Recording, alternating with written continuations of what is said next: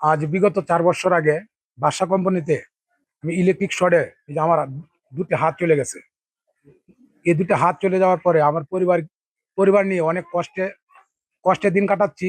আমরা জায়গা জমি যা কিছু আছে সব বিক্রি করে এই যে আমার হাতে চিকিৎসা করাইছি। তারপর বাড়িতে এসে আমার খুব কষ্টে দিন কাটাচ্ছি।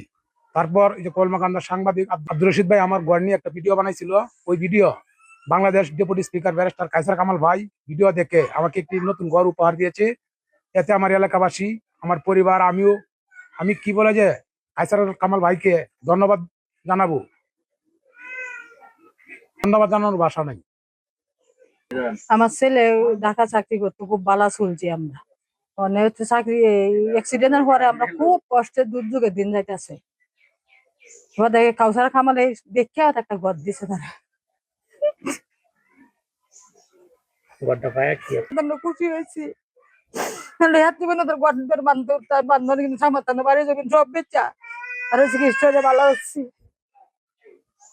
তার কষ্ট, আমরার কষ্ট, তার বাবা বইরে আছে কাজ মাস 2 মাস। আমরা খুশি, অনেক খুশি। না আমরা কই গেলাম, কই থাকলাম। আমরা যাকে উদ্দেশ্য করে বা যে ঘরের উদ্দেশ্য করে আমরা একত্রিত হয়েছি, ব্যারিস্টার কায়সার কামালের পক্ষ থেকে ভাই নুরুল আমিন ভাইকে উনি ঈদ উপলক্ষে ঘরের ব্যবস্থা করে দিয়েছে। এই আসলে অত্যন্ত একজন অসহায় দরিদ্র মানুষ। আগে উনি ভালোই ছিলেন, কিন্তু অ্যাক্সিডেন্টের কারণে ওনার উভয় হাত সমস্যা হওয়ার কারণে বর্তমানে উনি খুব শোচনীয় অবস্থায় আছে।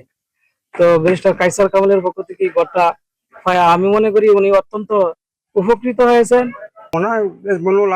তার 2 অঙ্গ হাত নষ্ট হয়ে গেছে, আমরা ঘর হাইছি পাচ্ছি, আমরা সকলেই আনন্দিত।